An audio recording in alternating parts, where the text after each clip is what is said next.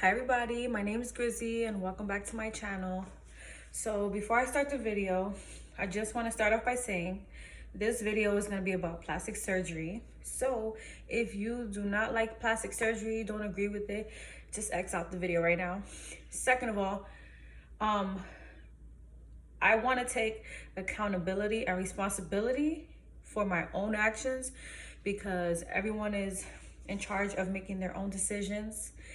And I feel like what I'm going to be talking about is very important, and I need to bring awareness to this problem because it's a serious issue that we're having and we are literally putting our lives at risk. But let me get a chair because this waist trainer is and I can't breathe. Okay. So the third thing I want to say is do not bash women or men who get plastic surgery because, you know, as my friend Amy stated, people could be like, oh, go to the gym and eat healthy. But when you have a baby and your baby is sucking on these things and then they just end up here, the gym can't help that. When you have saggy skin, the gym can't help that. And there's also people that have underlying health issues that make it very hard for them to lose weight. So let's get into the video. And if you hear me like I said, this waist trainer is no joke. I look like Donkey Kong right now because I'm big up here. So my surgery was in September 28th. I saw red flags, but I was very uneducated and unaware of anything with plastic surgery. I didn't have any friends that I could talk to because I didn't know anyone that had surgery before. So there was that. I was unaware of Real Self and surgery pages, surgery Instagrams. I knew nothing of what that was. So that is why I said I take full accountability for my own actions. I should have did my research better. I should have educated myself better. So don't be in the comments trying to bash me because I'm telling you right now, I know. And I'm also a very impulsive person. It was something that I wanted for like a really, really long time. And I saw the opportunity and I just went for it. So I will say I had Dr. Hollingsworth, and the doctor himself was great. He was very sweet. He called me the day before surgery because they knew that I got panic attacks and they knew that I was on medication for my anxiety. So he calmed my nerves. So I will give him credit for that. And second of all, this is not his facility. He just works there. So I'm not going to sit here and blame the doctor because once again, he has certain protocols to follow. He has to do his job. So by no means is this his fault. But Goals Plastic Surgery, don't go there. Don't go there. I'm going to give you guys, listen, I have 3 pages of everything that happened in chronological order. I'm going to tell you. So the first red flag was that when I went for my consultation, it was with a girl. And when I say a girl, I don't mean a nurse, a nursing assistant. It was a girl, as in I could have been hired to give consultations, which no. I was under the impression that I was going to get a consultation by a plastic surgeon. I thought they were going to mark me up and say, okay, this is what we're going to do. This is what I can do for you, whatever the case is. It was literally a girl. She told me to take my clothes off, looked at me for 5 seconds and was like, okay, this is your price. So I was like, okay. And the minute I said, okay, she came running with a contract, which now, before I didn't think of this, I was unaware. So you're telling me a consultation, but everybody gets the same price. I was not marked up. I was not asked about any health conditions, and you're bringing me a contract because you're pushing me to sign because you get a commission. That's a red flag. If you go to a plastic surgery place for a consultation, one that you paid for, please make sure it's with a doctor. If it's with a girl, with a nurse, no, they're not the ones performing surgery. Number 2. Sorry, I'm looking at my notes I was writing. kind of sloppy. So they gave me a contract, didn't tell me the doctor, didn't tell me the date, literally was just trying to make me sign. And the minute that I was like, oh no, I'm gonna come back, I'm gonna go to other consultations, okay, didn't care, none of that. Second thing was, my consultation that I went to, my first one, was in February or January, somewhere around there. I didn't fully put my mind to it until like around April, May, June-ish. And I was trying to contact the coordinator like, hey, I'm ready to put a deposit. Hey, I'm ready. No response, no email, nothing. So I ended up calling the place, which is impossible to get through. And they gave me a coordinator. She would not answer my emails, not answer my phone calls. And then every week that I would try to get in touch with them, it was like, I always had a new coordinator. I would ask for a coordinator, oh, she doesn't work here anymore. I would ask for the other one, oh, she doesn't work here, she left. Like, and then every time I went to the place, it was always a new girl. It was always new girls working there.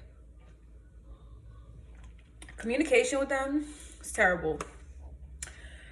Anytime you ask a question, nobody knows the answer, or you get different answers. So, for instance, I was told that I had to take a COVID test and that I had to do it there. And I was like, but I could do that at my doctor's office. Oh no, you have to do it here and you have to pay. But then they told other people, oh yeah, we do the COVID test here. Your insurance will cover it.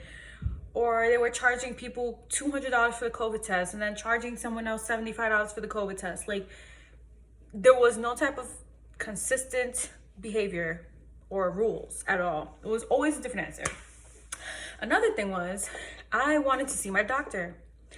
And they told me I would have to pay $200 to see my doctor if I wanted to see him before surgery. Yet, I know someone personally who went and saw him for free. And they weren't trying to give her no fight. So, that's that.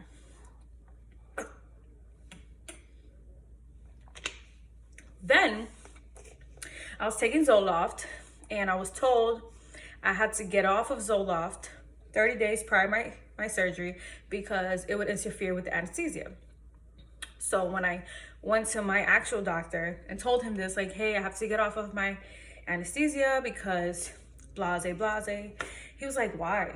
Like, you don't have to get off Zoloft. And he is not the only doctor that has told me that. I also heard it from someone else that was like, you don't have to get off your Zoloft. Like, why?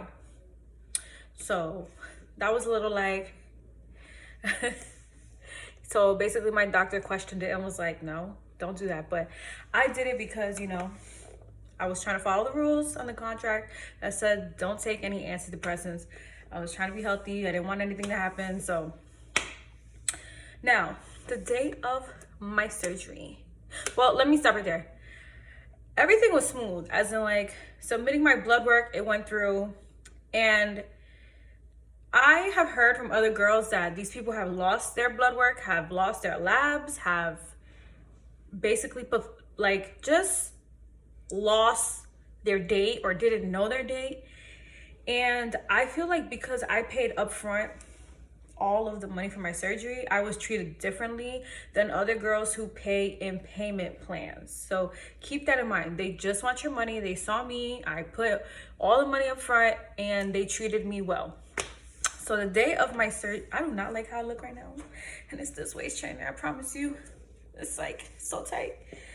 So the day of my surgery, I was given 3 pills. I did not know where any of the pills were. So I asked the lady, like, what are you giving me? She was like, I don't know, honey, just take them. Like, you didn't even ask me if I was allergic to any medication. It could have been, I'm not saying it was, but it could have been freaking meth and Xanax that you were giving me, and I could have caught a whole heart attack. Like, and they gave me Benadryl to put me to sleep. I was like, Benadryl? Like, not even melatonin, Benadryl. Ain't that for allergies? Like, I'm confused. So now, the part, I don't even like talking about it because, like, honestly, I have PTSD from this. Like, so, goes plastic surgery. does procedures awake. If you go on their Instagram, you clearly see these girls on the table on their phone like, hey, I'm awake. And then you hear somebody like, hey, do you feel anything? And they're like, no, I'm fine. No, I felt it all. If you watch my previous surgery video, I spoke about it. I was awake and felt everything. And my friend made a very good point. She said, when you go to the dentist and they pull your tooth out, they put your ass to sleep. These people are literally cutting you open, because if you're getting a tummy tuck or breast, putting a cannula in you, doing this, and you're awake. I felt everything from the minute I laid down. He was like, okay, I'm gonna put the anesthesia in you. It might sting a bit. Cool. Because I had an epidural before, which is basically the same thing. And it hurt a little bit. It felt like fire was just flaming through my body. I felt everything. Like, my surgery is probably like an hour and a half long, and I was up the whole time. They gave me a laughing gas. She put like this thing here. And because I was so much in pain, this is me. I was like, it hurts. Oh my God, please stop. So the assistant got so mad with me that she took away the laughing gas, which was not doing nothing. I was not having I didn't giggle. I know it doesn't make you laugh, but I was not doing any of that. She was rude as hell. And if I wasn't on drugs or anything, I would have reported her ass. I don't remember shit. I remember sitting on the bed, waiting to go to the operating room. They gave me the pills. And then I remember standing up like this naked. And I remember the doctor like drawing on me, but he didn't ask me what I wanted. He didn't ask me like, do you want a natural look? None of that. All I remember was him saying, oh, what kind of music do you want me to play during your surgery? I was like, play whatever you want. Yeah. And then I remember him like putting his arm around me to take a picture, and he's like, say cheese. That's all I like remember. So I felt everything. I was crying. I was begging. I was like, please stop. And I was told if I stopped, that's it. They were gonna stop my surgery and I would have to walk out. And then the assistant was like, honey, you're scaring the patients outside. You can't be screaming like this. I am telling you that you're hurting me. That's the cue to either give me more anesthesia, give me numbing cream, anything. And y'all did not care. Y'all did not care. If you go on the Ghost Plastic Surgery forum, you will see I'm not the only person that felt everything. And granted, there are some people that have a very high pain tolerance. I am not one of those people, but I was literally begging for my life. I literally was on that table thinking I was going to die. I ain't even gassing it. I've never been so scared of something my whole life. I was on that table and I was thinking to myself, what the were you thinking? Why are you putting yourself through this right now? This is what it takes. This is what it takes for a lot of us girls who are very vulnerable, who are probably feeling insecure, who are doing something to better themselves, to make themselves happy. I am sitting here on this table in agony, in pain. You guys don't care. I paid all of this money that I worked for, put it up front.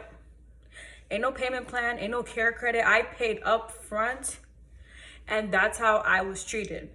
They did not care. They told me I could walk out and leave just like that. I will say, doctor was friendly. He was like, no, honey, you're doing great.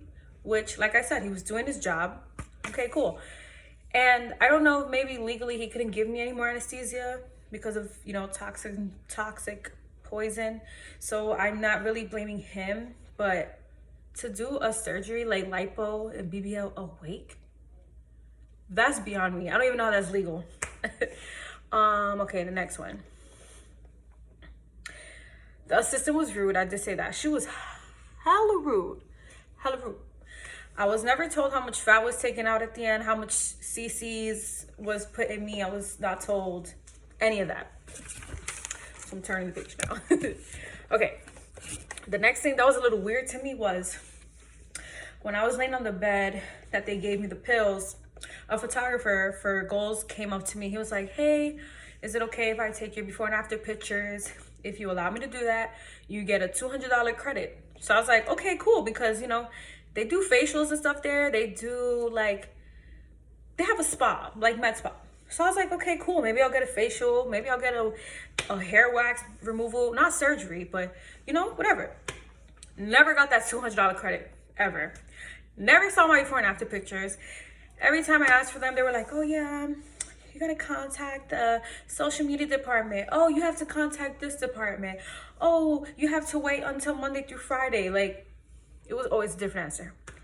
The photographer was helping the doctor. Literally, I can't make this up. Cannot make this up. And once again, it's not the photographer's fault because he's doing his job. Maybe he was told to do that. He was in the room. I was laying, and I remember I was laying on my stomach. They were putting the fat in my ass. So they had like the plastic thing, whatever, where they put the fat, and it had lines. So the doctor was telling him, hey, anytime I pretend this is line. So every time it was at a line, the photographer was like, okay, you know, as he was going. So that was what he was doing. He was telling the doctor like, okay, you can go now. Okay, you can go now. Like, you know, until the lines hit, which I'm like, isn't that what the nurse assistant is for? If she even was a nurse, if she was anything certified. So I was like, the photographers in the surgery room, like, that was weird. And he didn't even take pictures of me. He did not take no pictures of me. Like, the picture that I did take, like I said, was with the doctor. And it was like, say cheese. And I'm over here high on drugs, like, not remembering shit. And I was in a gown. I was covered. So it's not like it was a before and after picture. So, next thing. After my surgery, I was basically told to get up and put the clothes on myself. Okay?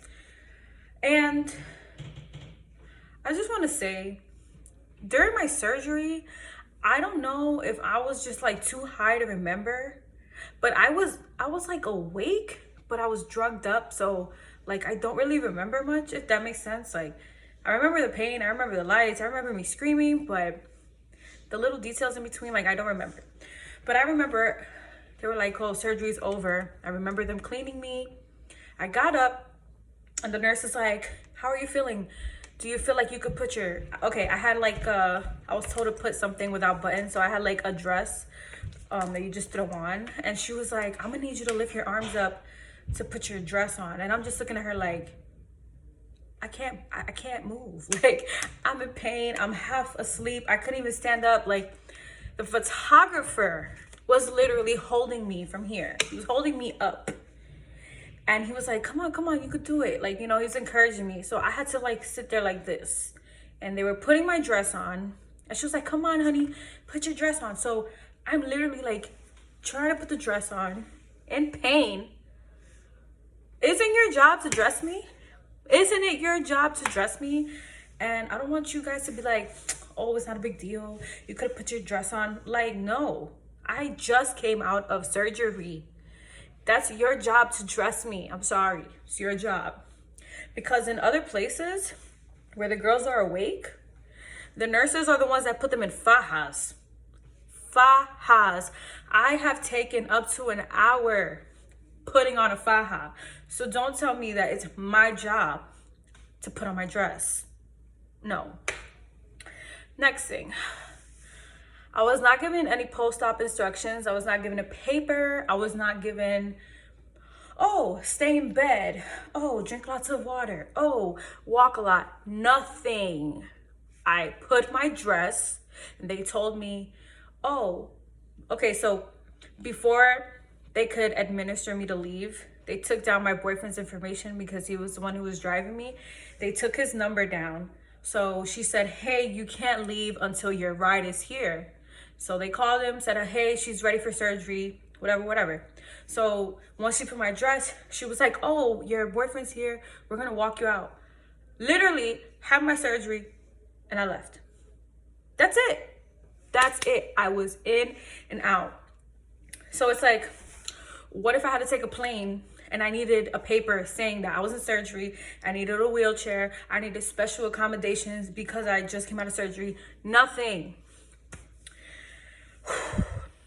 I was also never given a post-op appointment. I never seen the doctor after that. It's literally 4 months since surgery. I haven't gotten a phone call to check on me. I haven't gotten, hey, would you like to set up an appointment with your doctor to see if everything's okay?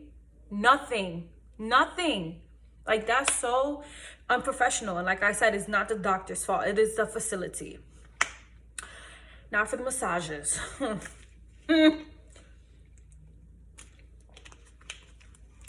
These girls that give massages, they're not licensed. I don't want to hear it. They're not licensed. And you know how I know? Because after I got my 10 massages, which was really 7 because they owe me 3 and never nothing. Every massage place I went to after that, the masseuse always had their certificates on the wall that they were manual lymphatic drainage masseuse, or, you know, their certificates that they were licensed. These girls are unprofessional as shit, okay? Not only that, but they were talking shit about the girls. They were speaking Spanish as if I don't know Spanish, but it was so unprofessional. Like, I went to my massages, these girls was eating. I'm talking about straight up eating my goo, coffee, while you are touching me during COVID. Literally, like, they would put the machine, stop, drink their coffee, take a bite, and touch me again. No. That's why you have a lunch break. And if you didn't take your lunch break, that's not my problem. Like, I'm sorry. It's not my problem. The massages were literally 10-15 minutes of them doing this. This is the cavitation machine. It was not no arm. It was none of that. None of that. They were BS massages. And then, after my massages, they didn't want to help me put my faja on. They wanted me to do it myself. And yes, you can put your faja on. But like I said, it has taken me a whole hour to put faja. I am sore. I can't bend. You're telling me to put my faja. It is your job to do that. I'm sorry, it's your job. If you go to any other surgery place, they help you put your faja. They didn't want to help me put my faja. And it was very in and out, in and out, in and out. My massages kept getting rescheduled, and I was never told.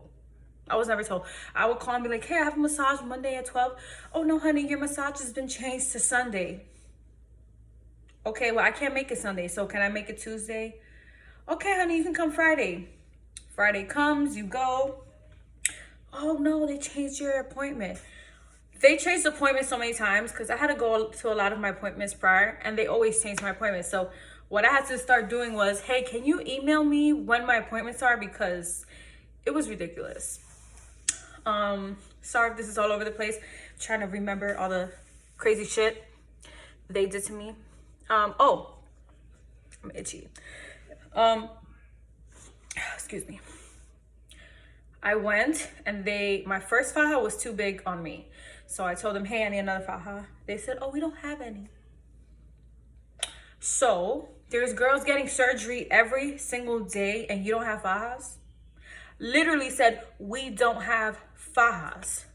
And it's not the first time, because I remember vividly, I went 3 times and girls were asking for fajas and they didn't have fajas.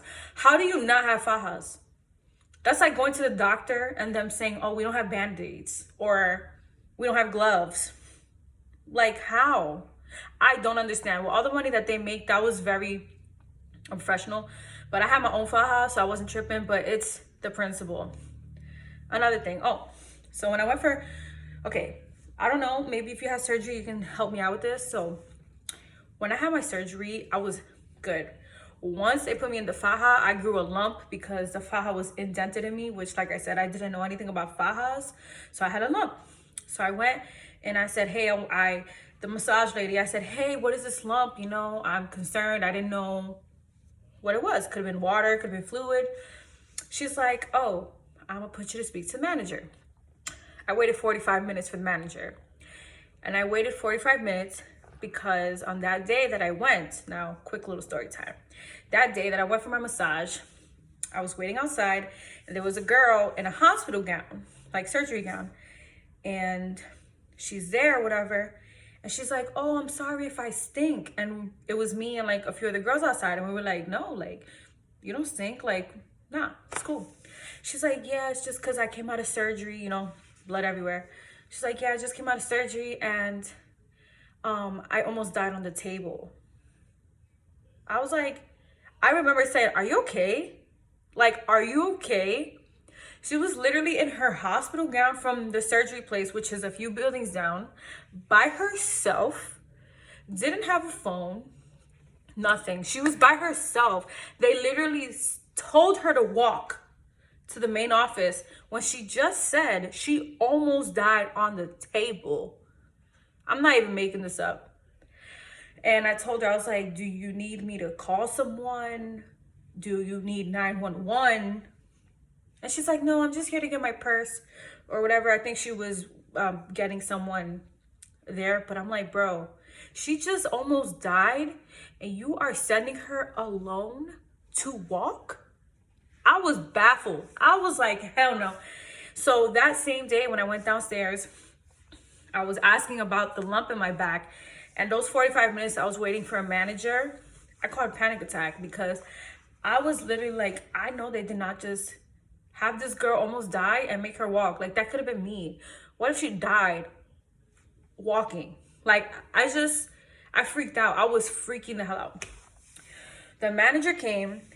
She wasn't trying to hear it. She wasn't trying to hear it at all. She was like, no, it's gonna go down. It's normal. And I was like, ma'am, no. I have a lump on one side.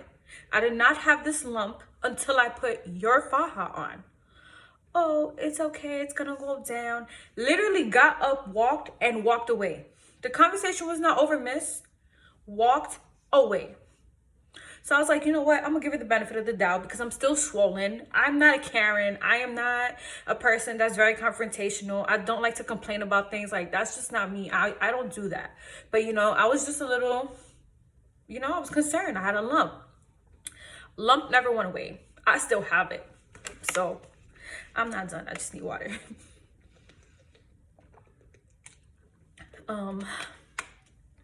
Oh, and the reason why I waited 45 minutes was because her and the doctors were having a meeting because this girl almost died, the one that I met outside. The last thing on my list is I called to get a post-op appointment. I called and I was like, hey, I want to see the doctor. And this was like 3 weeks after my surgery where I was still getting my massages because I had the lump. So I was like, hey, I want to get an appointment to speak to my doctor because I have concerns. And they were like, no, you don't see your doctor until 1 month. Okay, cool. 1 month comes, I'm calling. Oh no, honey, you don't see the doctor until 3 months. What? I don't see the doctor until 3 months? Like I said, it's been 4 months. I haven't seen anyone. So that's that. Other things that are not on my list. So one time I went, I don't know, I think it was for my appointment, like before my surgery, they were checking my blood level and everything. I went and there was a bunch of girls outside. We had to wait outside because of COVID. Now, here's my thing. If you know that you can only have a certain amount of people in a facility because of COVID, you should not be overbooking girls. There was more than 30 of us outside waiting to go inside. Which, a lot of girls, one girl brought this up and she said, I don't feel comfortable standing out here because one, the neighborhood is in Harlem. Sorry if you're from Harlem, oh well. It's not a good neighborhood. There's people walking back and forth. This girl told me that she was there one time and there was girls passing by literally saying things to her like, oh, look at you getting plastic surgery. Oh, look at these fake girls, da-da-da. Like, you know, saying comments. And that is not okay. That is not okay. Why do you have 30 girls outside waiting in front of a plastic surgery place? Where not only are you being harassed by men who are walking in and out because Think about it. It was summertime. There was girls in fajas in like dresses, fresh out of surgery, standing, waiting to go inside. And a man is walking like, damn, ma, you got a fat ass. Damn, ma, you looking good. Why are your patients being treated this way? That is not okay. What if one of your patients would have got sexually assaulted waiting outside to get massaged? I don't know, maybe it's just me, but a lot of the girls were like, yeah, we don't feel comfortable waiting outside. It's like an invasion of privacy. Everybody knows our business. So I agreed with her. Then, oh, wait till y'all hear this. There was one girl there. She was from Connecticut. She got her boobs done. She said she loved her results. So I was like, why are you here? Because this is my thing. Every time I went to Goals, there was always girls outside talking bad. Every single time. I don't know one girl who said they had a good ass experience. Never. This girl said she went, paid for her boobs, and she was told, hey, you have to provide your own anesthesiologist and you have to pay $1,700 for the anesthesiologist, which she paid for. She wanted to be asleep. She wasn't trying to get her titties awake. And what happened? The day of surgery, there was no anesthesiologist. They did her boobs awake. So she was trying to get her $1,700 back that she paid, that they told her she had to pay. They didn't want to give her money. They were playing with her money. Every time she would hit them up on social media, blocked, she would call them, they would hang up. So you know what she did? She had to pretend that she was someone else and say she was going for a consultation. She paid the $50 to get a consultation as a new girl just to get inside and talk to someone. And I heard another girl saying that she was in court with them trying to get a refund. The contract says you can't get a refund. The contract also says that they can change your doctor anytime, which I don't think that's cool. If I go out of my way researching for a doctor and I want this doctor, and then the day before you call me and say, hey, we're changing your doctor. What? Because I ain't the only one. There has been many girls that have had their doctors changed the day before, literally the day before. And there have been girls who paid for hotels or Airbnbs, paid for flights, and got their dates changed with no explanation, rescheduled. Like, you cannot do that. These girls are spending money. These girls are spending money to go to your facility, and you have the audacity to do things like that. And don't try to accommodate them. That's not cool. I also heard another story that's on YouTube of the actual event that happened. Some girl was there. I don't know if she was trying to get an appointment, but the manager was being super rude to her, super snotty, and the manager got ghetto. And yes, I say ghetto as in ratchet, as in don't know how to act, do not have any class, because that's the type of girls they hire. How do you hire girls who talk about the people they're massaging right in their face in Spanish? That is unprofessional. That is unprofessional and ghetto. Ghetto. You don't do things like that in the workplace. So the manager actually threatened to kill her. Like, literally told her, pull up to Gold's Plastic Surgery. I will kill you. So she went to Gold's Plastic Surgery, took her phone and recorded the whole incident. And mind you, the precinct is right across the street. How do you have a manager threatening patients? Like, what? That's freaking crazy. Freaking crazy. Another story I heard. This is more about the part of the things I've heard other girls say. I heard a girl tell me that she was on the table. She was a brand ambassador. And Imani, the one who does the Instagram lives, told her, like, hey, can you write a good review for us? Da, da, da, da. And the girl's like, no, ma'am, I'm on the surgery table awake. I can't do that. And the girl's like, no, it's okay. I'm not going to write a review. Imani took her phone, wrote a fake review as if she was the girl, saying that it was such a good place. They literally have the worst reviews. Like, it's crazy. It's crazy. So I mentioned that, oh, the contract says you can't sue them. You can't sue them. Doesn't matter if they bought you, if you almost die, you cannot sue them. It literally says so on their contract. I said the thing about switching doctors, which even if it's on the contract, how is that legal? How is it okay for you to change a doctor that I put my money and chose? That makes no sense. I've heard many people, you can do your own research, they cancel surgeries for no reason. So let's say I paid for my surgery next week and I put 9K down. Boom, it's fully paid for. Cool. They will call and say your surgery's canceled. And when the girls try to reschedule, no, honey, your surgery is canceled and you can't get your money back. They have done that to more than 20 girls. And I cannot believe that you could do that. Now, the contract says they can cancel your surgery if you have a heart problem or they see an actual health issue that you could die, which I completely understand. But you guys are canceling girls' surgery who are perfectly healthy and not giving them a refund. That is fraud. That is stealing. You just took money from a customer who paid you for a service that you couldn't do, and they can't sue you. They can't dispute it with their bank. Please, that's scamming. That's scamming. And this is why I feel like I need to make this video, because people like myself, I didn't know. How many other girls probably don't know and are just looking at their Instagram, looking at the pictures, which they Photoshop, because I've had girls say, oh, yeah, I have my before and afters, and they Photoshop my pictures because I don't look like that. I've heard so many girls say that. So you guys are Photoshopping pictures to bring in girls and then advertising at a cheap price and advertising cheap specials. And I will say this, something I noticed, they target minorities. I'm sorry, but I didn't see no white girls at Goals. I'm sorry. Please don't take that as a racist comment or nothing like that. But I did not see any Caucasian females. I saw Hispanics and African-American women at Goals. And I feel like they personally target us because their Instagram is filled with us, our race, looking like this bottle.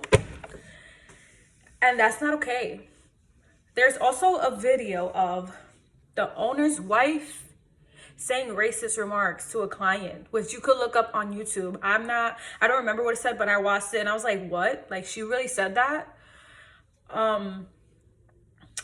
Yes. Oh, I also see a majority of girls who went here and got botched and were denied a revision. And the contract says you can absolutely get a revision if you're the same weight.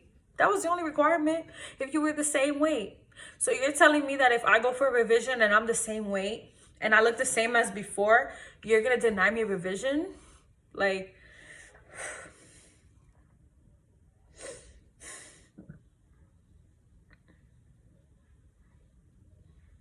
Okay.